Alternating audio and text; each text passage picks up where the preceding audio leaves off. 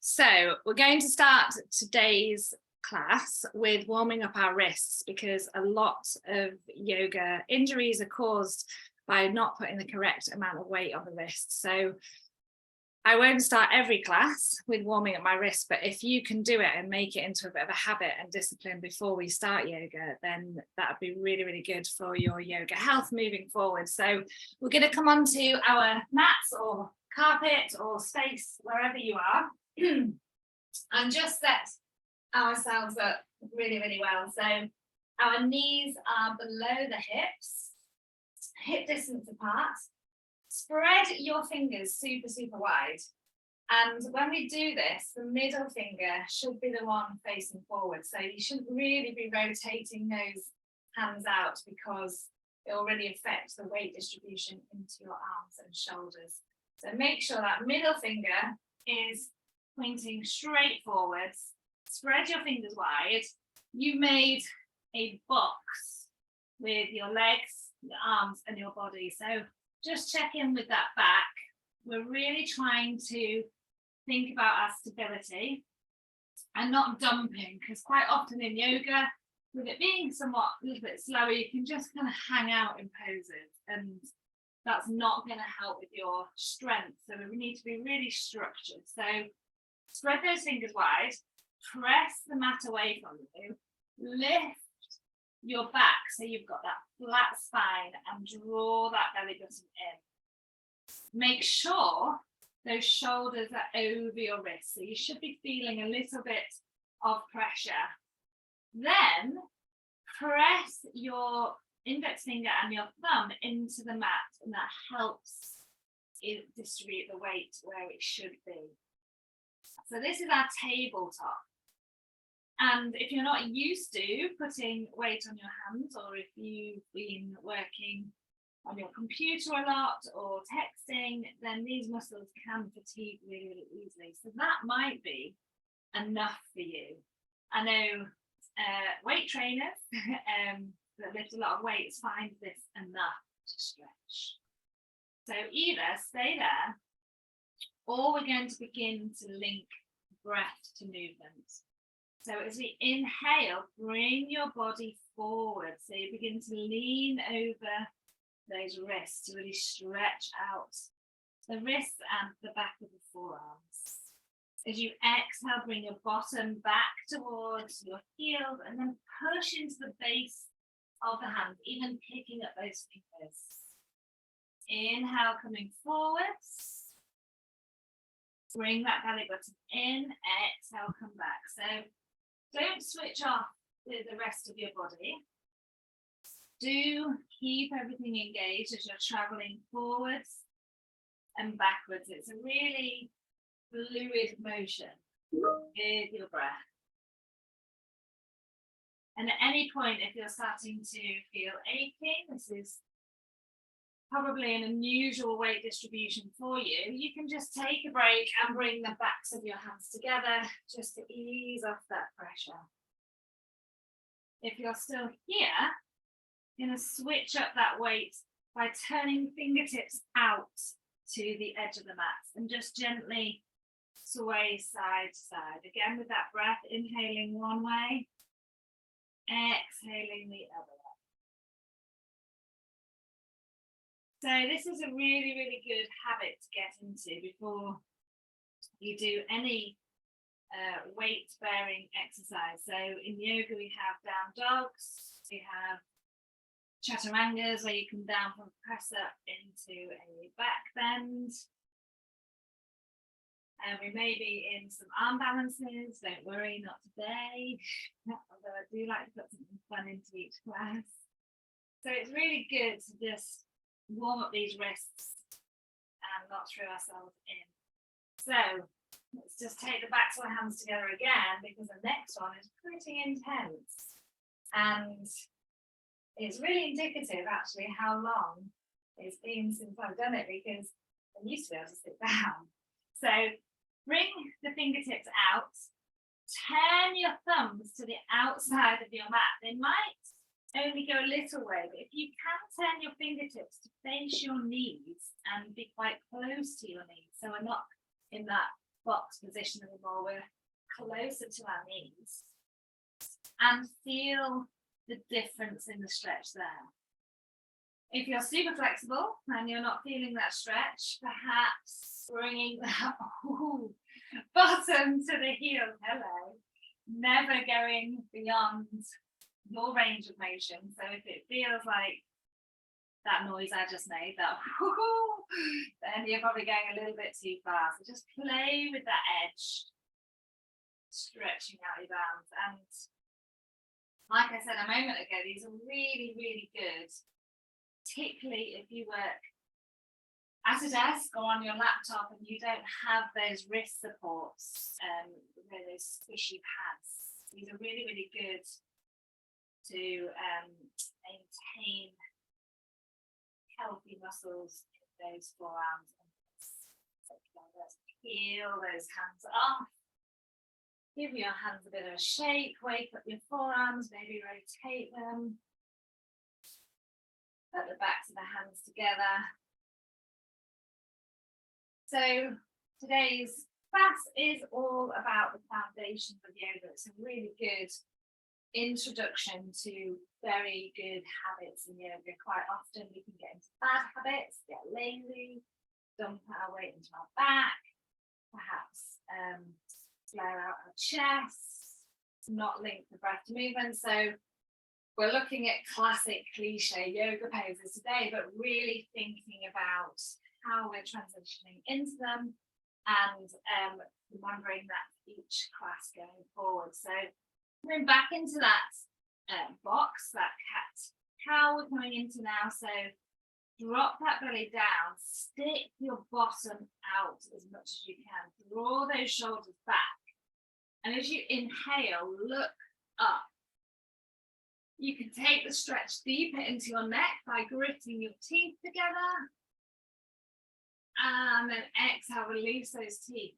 Roll your bottom under, curl that spine up to the ceiling and actively push the mat away from you. So you're really arching your back into that cat stretch. Look between your knees, push, push, push.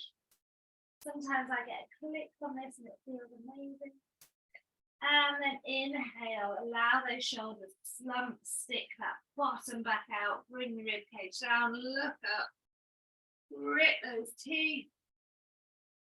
Exhale, coming back down. Push, push, push the mat away from you as if you're propping up that ceiling with your back. Inhale, come back through for that cow stretch, that dip in the back. Lovely. Cats, we'll do one more of each. Cow, shoulders back, really pull those shoulders back from your ears, look up. Exhale, cat, look between your knees, push, push, push that mat away from you. Lovely. Fantastic. Okay, let's take one foot back, followed by the other foot back. You're in a plank. The reason why we're coming into this plank straight away is to think about our structure. Bring that belly button to your spine, tuck that tailbone under. If you don't tuck your tailbone under, you're sticking it out. We are not getting the maximum benefit of the core work here. So tuck that bottom up, under, sorry. Bring down those knees for a break. Bring the backs of those hands together. Breathe. So the reason we're coming into that plank so soon is because that is the distance your hands and feet should be away from each other for your downward dog. If you can see the screen well, it will pay off because when we're in this plank, when you come into your downward dog, if you find your back is rounding, rounding like this, you have really tight hamstrings, so you're not gaining benefit from this pose. What I would like you to do is bend your knees and push your bottom out, just like in that cow stretch. So we've got that really long spine. And the leg straightening will come in time. So again, just playing around with that edge, you might want to try to lengthen them straight. Bend the knees. Left and straight. Bend the knees. Never go to that point of pain, just that stretch. If it's pinching, you've gone too far. Inhale, come forward, back to that plank. Bring down those knees. Take that weight off the legs. So when we do come into those sun salutations, remembering that's the distance for your downward dog. Quite often I see bad habits that are really short, downward dog, and great, you've got your heels to the floor, but nowhere near a plank distance. Okay, let's walk our hands back towards our knees, tuck your toes, just bring your bottom into your heels to give that base of the foot a real lovely stretch, just like we did for our hands. Maybe lift the knees up. So in that squat, and then coming all the way up. Let your head drop, bend your knees deeply, lift up your arms, roll that spine up, stack the vertebrae. One at a time. Shoulders to your ears, down your back, roll those shoulders. So you can come to the front of your mat. I'm just going to come into the middle so you can see very clearly what we're going to do. So continuing with foundations of yoga, we're going to start with that Tadasana pose. So really good one to practice in a supermarket queue or post office queue. That's usually where you get queues. Coffee shop queue, perhaps. Quite often when we stand, it's so absent-mindedly. We're just standing, we might bend one knee, we might dump into the hips, kind of fidget. But Tadasana is a really structured, strong pose. So bring your feet together, bring your big toes together, your heels together. Pick up your toes, spread them wide like we did the hands. Place each toe down on the mat. And then squeeze your legs together. See how the gap, you can see the wall behind me. When I squeeze them together, that's disappearing. So my legs are now engaged. If I touch my muscles, they are active. Turning to the side. Don't stick that bottom out or watch. We're going to tuck that tailbone under, which activates my core. That core all the way around your body is now active. Shoulders to your ears, down your back. Really plug those shoulders down. Let your arms be loose, so we're not rigid, but point those fingertips down. Your chin is slightly tilted to the floor. Broad across the chest. Breathe. And we're in mountain pose, Tadasana, really structured and strong. And if you just take a moment to relax, you can see the difference. There's no engagement there. Kind of upright by default. So just get back into that really structured Tadasana. And we're going to begin to link the breath to the movements. Inhale, take those arms wide, lift them up to the ceiling, palms together. Press up to the ceiling so your shoulders are hunched, but then plug your shoulder blades down. Exhale, arms come down. Do that twice more. Inhale, lift those arms up. Palms together, press up to the ceiling, and then plug those shoulders down. Exhale. Let's lift those arms up again. Inhale. Press up. Plug shoulders down. And these things are really good to remember throughout whole the yoga practice. Exhale, arms down. This time we're coming into a forward fold. I'm going to turn sideways because we really want to think about those hamstrings and glutes engaged. Inhale, take those arms up high. Separate those hands, bend the knees, bring your chest down towards your knees. Look how bent my knees are. Let the head go. Hands down to the ground. Inhale, lift your hands to your shins. Straighten your legs, but have your back flat. So mine was dipped there, so I just picked up my spine a little bit. My glutes are active, touch your booty. So they hard, are they engaged? This will be stretching your hamstrings. Exhale, fold, bending those knees. Our hamstrings are not yet warm, so try not to push too deeply here.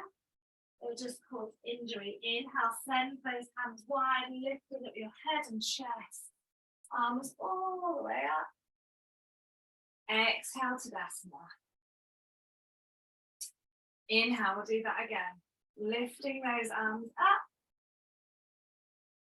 Exhale, bringing your body down, bend those knees, let the head go, chest onto your thighs. Inhale, hands to shins, flat back, lengthening those legs, with everything engaged, squeeze those knees together, hamstrings are lengthened. Exhale, fold down. Arms out wide, inhale, coming all the way up. Exhale, hands by your side, Tadasana. Last time, inhale, take those arms wide. Exhale, forward fold, bend those knees, let that head go. Not a competition how straight your legs can be here. We're just getting that stretch in your hammies. Inhale, hands to shins, look forward, tuck that tailbone under, straight back. So you might need to lift up a little bit more. Exhale down. Inhale, lifting those arms all the way up on the inhale. Exhale, Tadasana. And relax. Notice the difference between passive, now relax, and that really structured and active. So we are coming into our sun salutations, the warm-up sequence to most yoga classes. And the reason for that is because it gets heart rate going, it warms up so many vital muscles of the body, and it's just great. So bring those feet together, spread the toes wide. Tuck that tailbone under, core engaged, hands by your side, shoulders back and down. Inhale, take those arms up, hands together in palms, look up at the thumbs, grow tall, but those shoulder blades are plugged into your spine. Exhale, forward fold, bending those knees. Inhale, coming hands to shins, flat back. Tuck that tailbone under.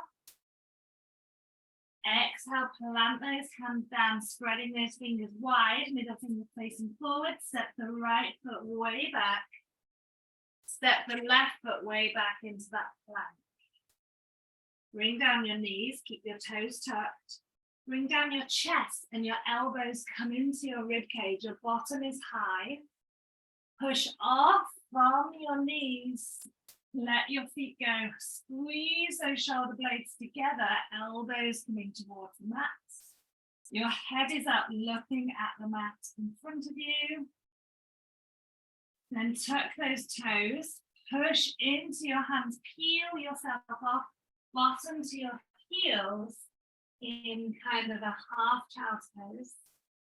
Press into those feet, those hands to lift up the knees to that plank, and exhale into your downward dog. So your downward dog is an upside down V, not an N, not a bridge, an arch, it is a V. It can be a V with a knee kink, as long as your spine is straight. So whilst we're here, we can pedal out those feet. In Sanskrit, this is called Adho Mukha Savasana. And Savasana means resting pose. And there's loads of debate in the yoga world, but this is not a resting pose. It should be a really active, engaged pose. Your belly button should be in. There's weight in your hands, your wrists, your arms are active. But when you get to your more challenging yoga poses, this does become a resting pose. Look up at your hands. Let's walk those feet forwards. Bringing those feet together at the front of the mat. Your knees can be bent deeply. Head hangs low for that forward fold. Inhale, hands to shins for that flat back. Exhale, fold. Inhale, send those hands wide, coming all the way up. Exhale those hands down to Tadasana. So we're going to repeat that sequence twice more before we come into some more classic yoga poses. Inhale, take those arms up from Tadasana. Exhale, bend the knees, forward fold. Inhale, flat back, look forward, tuck that elbow under. Exhale, bring those hands down. This time, step that left foot way back. Followed by the right, you're in your plank. Bring down the knees, the chest, the chin, the elbows are tucked tightly into the rib cage. Bring your chest forwards, bottom comes down, lift your head and chest, shoulders back.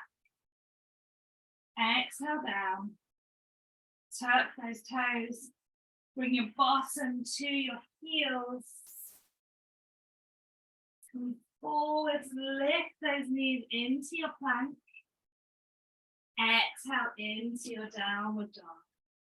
We'll take 5 breaths here. Breathe deeply, inhaling. Exhaling, seeing if you can rest in this pose a little bit deeper. Sorry, I'm just one of those annoying yoga teachers that said, rest in this pose when some of you might be shaking. I might be shaking. 3, 4. You can still pedal out those feet. Think about that cow stretch in your lower back. Look up at those hands. Walk those feet forwards. The feet come together at the front of the mat, picking up your hands when you need to. Bend those knees, forward fold. Inhale, hands to shins, flat back, look forwards. Exhale, fold. Inhale, rising up, the hands come wide, coming all the way back up to prayer above your head. Exhale to Tadasana. Last time. Inhale. Exhale as we fold down. You might find your legs are feeling a little bit more loose, a bit more flexible. You might not need to go as high on your shins for your flat back anymore. Exhale those hands down. You can step those feet back, or you can give it a go with me. Hop back to your plank. No one can hear any elephants hopping back when it's on a computer screen. So if you didn't do it and you want to walk forward and try it, why not? Bring down those knees. As you exhale, your chest and chin comes down.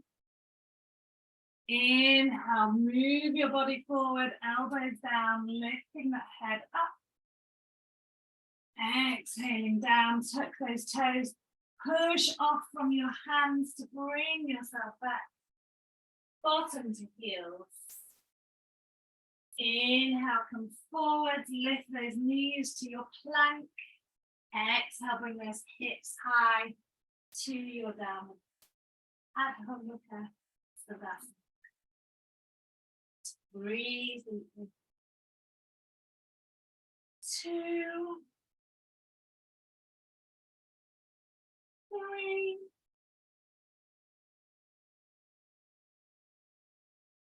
4,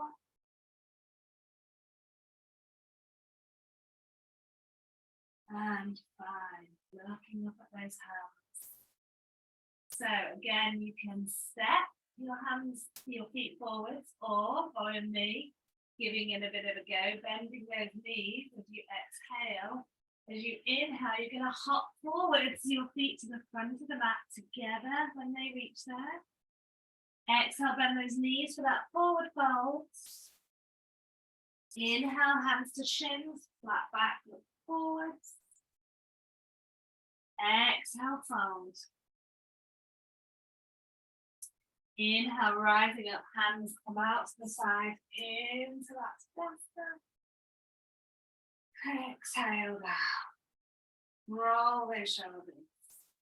Hopefully you're feeling good. So we're going to come into Trikonasana, one of my favourite poses to see people doing wrong in classes.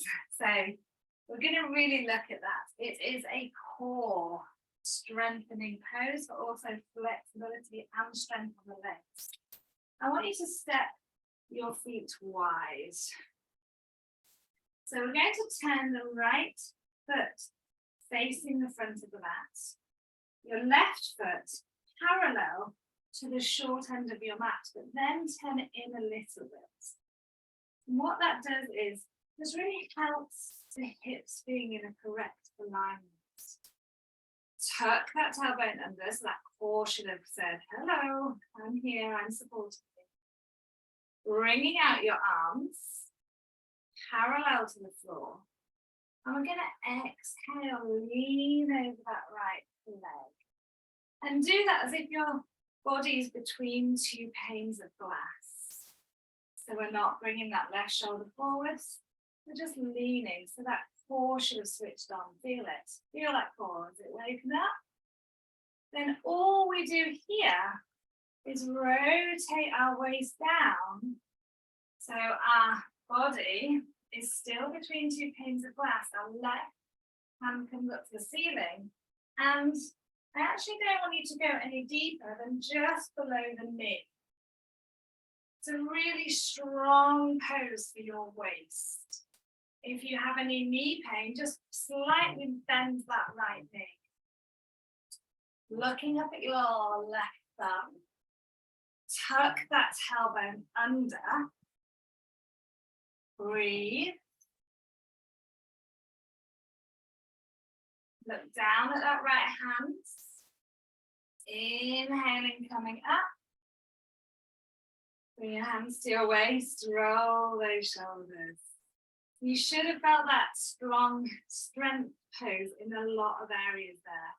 We didn't hold it that long, but the longer you can hold it, the more you're going to work that core. Let's turn that right foot in, left foot out, so the left foot's facing the back of the mat again, tuck that tailbone under. Feel that stretch in your hip flexors there.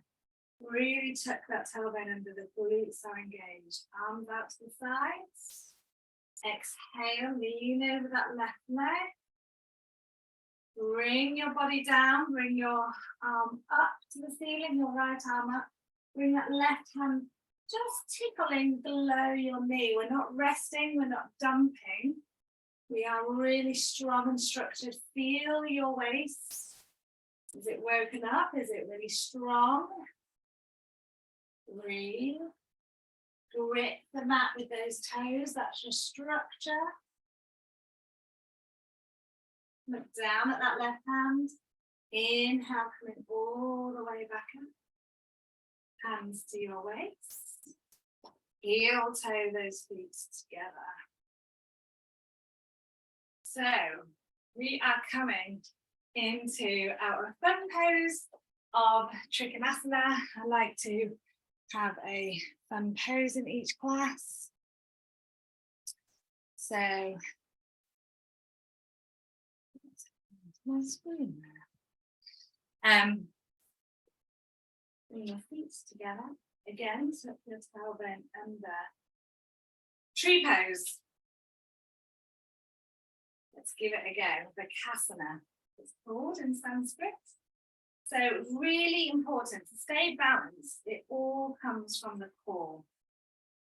Particular error in tree pose is dumping and sticking your bottom out to keep your foot there. So the more you can tuck that tailbone under and stop any wind passing out, then that is your core structure that's going to keep you there. Also something called a drishti, focus points that you don't take your eye off, will help with your balance. Okay, bring your hands to your waist. Feet together, stretched and strong, zip up those legs, tailbone under, and look at your drishti points. Shift the weight to your left leg and pick up that right knee. Just hover it there for a moment, get your balance, go slowly. The slower you go, the easier your brain will register and make those compensations to keep your balance. Bring your foot either to your calf or grab your leg with your hand and guide it up to your thigh. So common errors here is your hips kind of going on a diagonal. Try and bring that right hip down. Ooh. And when you've got your hands on your hips, try and bring that knee down and back so it's not forwards. You've got really tight hips, it might be here, that's okay, but just work on sending it back. And you can do that by really squeezing that glute, your supporting muscles. Tuck that bottom under. The more you tuck it under, the more you will feel that inner thigh on the left contract, the supporting muscle. Draw yourself up and tall. You're still here without any wobbles. Amazing. You should be feeling your left ankle really twitching to stabilize you. Strong ankles are really, really good, so we're not rolling over them and tripping as we get older. You're still there, lift your arms up like a tree. And the fun part, see if you can close your eyes and see how long you can stay there. Ready? Close. 1, 2, 3. Oh, I'm done. I'm coming down. Shake those legs. You should feel all the muscles here fatiguing a little bit because those are the structure muscles keeping you in that pose. Let's give it a go on the opposite side. So again, let's tuck that tailbone under, zip up that leg, the legs. Core engaged, shoulders back and down. Shift the weight into that right foot, gripping the mat with those right toes, lifting that left knee up. Breathe. It's one thing I forgot to say on the other side. Breathe. You're holding your breath, trying to focus. That's when that tension will build up. And you're not getting the oxygen, and you'll be in the pose a lot less time than you would if you're focusing on that exhale. Exhale. Bring the sole of that left foot either to the calf or taking the ankle up towards the inner right thigh. Let's switch on that inner right thigh by tucking that tailbone under. Can you feel the difference? Can you feel your hip flexor stretching, that inner thigh engaged? Hips are level, draw that left knee back. Breathe. Hands can either come into prayer or come into that tree. Use your right leg working hard right now, keeping you there. Focus on that exhale. And give it a go. Close those eyes. 4, 3. My right side is not as balanced. 2. And 1. Hopefully you manage that. Come out and just give those legs a little bit of a wiggle. So I thought we'd have time for a couple more standing poses, but we've worked really hard on some classic poses there. So what we're going to do is come down to the mat. Come down in a squat. So bring your legs wider than hip distance. So if you brought your arms up, you'd be like an X shape. Bring your hands into prayer. Tuck that tailbone under. Bend the knees. Lift your heels so you can all the way down in a controlled way. Bring the hands to the floor and just sway side to side. Coming in to our squat, the Malasana pose, which as Westerners, we just don't do enough. If you ever go over to the East, India, Pakistan, Nepal, they're in this pose a lot. Very good, strong structures, open hips. My yoga teacher, Brian Cooper, said that furniture, the Western world is the ruin of our spines. And I think there's some truth in that. So just opening up those hips to the elbows, bringing your bottom down as elegantly as you can. Bring those feet forward, roll your shoulders. I'm going to turn sideways so we can see. So the seated version of Tadasana is called Dandasana, which means staff pose. And equally, some of you might be like this, because you've got really tight hamstrings, which affects the straightness of your spine. So just like in downward dog, I'd much rather you have a straight spine than straight legs. So if you're struggling to straighten your legs, just have a bend in the knee, but bring your spine up. If you can keep the spine straight with straight legs, do that. But the goal here is for that real core strength in our back and spine. Bring your hands either side of your hips, spread your fingers, middle finger facing towards your toes. Shoulders up and down your back. Engage that core in. Look at your big toe. Breathe on toes. Hopefully you've got two. If your legs are straight, really squeeze those legs together and see if you can pick up your heels by flexing those toes towards your face. Breathing here for 5, 4, 3, 2, and 1, release. Notice the difference between strong and straight and slumped and soft. So let's bring the soles of our feet to the mat, hip distance apart. For reference, your hip distance is different to mine, it's different to everybody's. Fists together. Put your fists in between your feet, side to side, and that is your hip distance. So get to register that, visually remember that. And you can test it between your knees as well. And then we're going to bring our fingertips behind us, or you can be on your fists if your wrists are fatigued. Shoulders back and down, and we're going to counter that Dandasana posture with a reverse tabletop. Really good for the core and glutes. Press into the heels. Inhale, lift those hips up, the knees come above the ankles. Squeeze the shoulder blades together and then squeeze the glutes to see if you can lift those hips up, up, up. Squeeze there for 5, 4, 3. And let your head go if you want to. And 1. Let's bring that bottom back down. Release the legs, give your legs a bit of a wiggle, shake the shoulders. And then let's bring the soles of our feet together. Holding the insides, your thumbs kind of go just below the ball of your foot.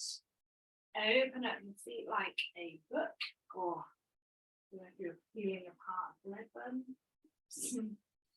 And shoulders back and down, spine straight. You might want to stay here and just butterfly those knees. Just wobble those knees. That feels good. Usually feels good for females. Males might be up here. That's fine. That's your natural makeup to have tight hips. You don't need to bear small humans. As ladies have more flexibility in our hips. So if you are here, You might want to begin to bring that chest forward as if someone's pulling you by your tie. So again, not rounding that back. And that deepens the stretch. If you can bring your elbows to your calves to just open up a little bit more for roots. Breathing there. I think we might just touch on one more strength pose of float pose before we come into our relaxation. Inhaling, coming up. Release those knees. We've really stretched the inside here. So to not shock those muscles into contracting, we're going to pick up our knees with our hands, bring your hands under your knees and close those together. And you can then just round that back, just hug those shins and allow that back to curl a little bit. Before we come into the beginnings of Navasana, our boat pose. So hold really gently just below your knees, come onto your tiptoes. Suck that belly in, bring that belly button to your spine. You're sitting on your sitting bones. Then, with your hands just resting gently, pick up your toes. So I am fully resting on my sitting bones. My core is working hard to bring my knees in. So you can bring them in even closer and your core should be working really hard. Come back down, relax, let that back curve. We'll do that one more time and you can repeat just where we were, or you can follow me to just kick that core in a little bit more. So coming onto tiptoes, fingertips just below those knees. Lift up those feet, draw those knees in, and see if you can bring those fingertips forwards for 5, 4, try not to round that lower back, bring that chest up, 2, 1, and bring those feet down, let that lower back roll. Bring those feet down, wiggle forward so you have enough room behind you. And we come into the very well earned final part of class, and it's where I also switch off. You can stay here as long as the working day allows or your other commitments. So what we're going to do is lay down on our mat, bring your shoulders up to your ears, tuck your shoulder blades down your back, just rock those hips side to side, let your feet fall out. Allow your arms to come out a little bit wider than your mat, your palms facing up. Rotate the head side to side. Stopping in the middle. Part the teeth so your jaw is relaxed. Close your eyes. And just imagine your breath as a wave. So as you breathe in, that wave is coming into the shore. And as you exhale, that wave is drawing back out into the sea. Just taking that visualization will help you wind down, help your body recover and relax. And such a lovely way to end class. But for me, that is it. Thank you very much for joining.